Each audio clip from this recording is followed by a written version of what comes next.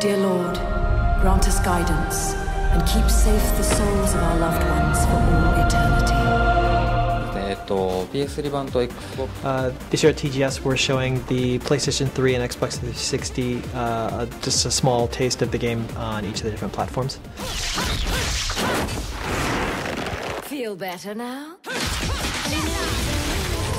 What we can see on the show floor is sort of in a broader sense, you get to see the action of the game, fighting against the standard opponents in the game, and also the concept of a climax action within the climax scene in the climax stage of the game. One of the main things we can see in the demo, as it ties into the main game, is the A and B weapon sets. So in the demo, you have the A set, which is handguns equipped to both the hands and the feet, and the B set is the sword equipped to the hands and shotguns equipped to the feet. And you get to play through and change out those weapons as you play. So one of the stages that you'll find in the demo is a lot like sort of the climax, a movie's climax, where it sort of takes the action to the pinnacle as far as it'll go.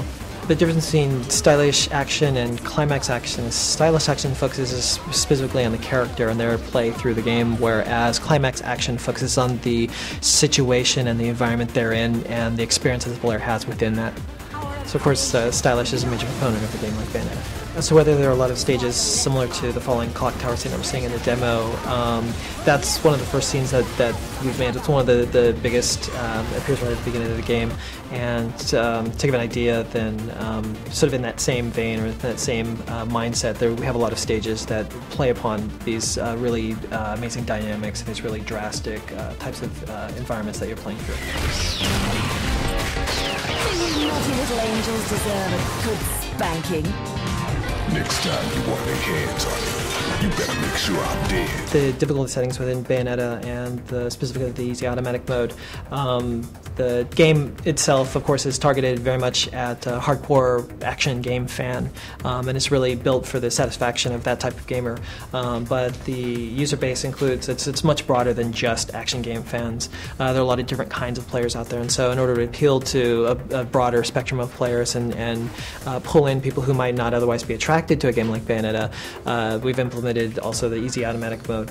And simply put, it's just another mode in the game. It's a difficulty setting within the game, but the functionality of the way that it actually works is everything is boiled down to a single button press. So what would otherwise be more complex combo moves can be done just simply through pushing a single button.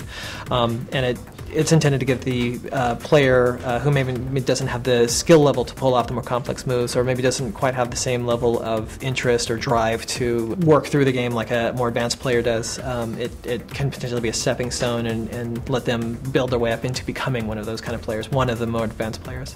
The most difficult setting in the game is intended to be challenging even to the most dedicated, most hardcore player. It's something to really even keep them on their toes and really something for them to challenge themselves. For those kinds of players, I really hope you can look forward to it and give it your best. As to whether players will still be surprised once the game actually is released, there's literally a ton of stuff in the game for players to go through and experience. I mean, the more you work your way into the game, the more you'll find. We put in so much into the game, I mean, just literally as much as we could actually put into the game disc to satisfy even the most dedicated players. And we think that there's enough replay value in there where you'll wear the disc out before you wear out the actual content of the game.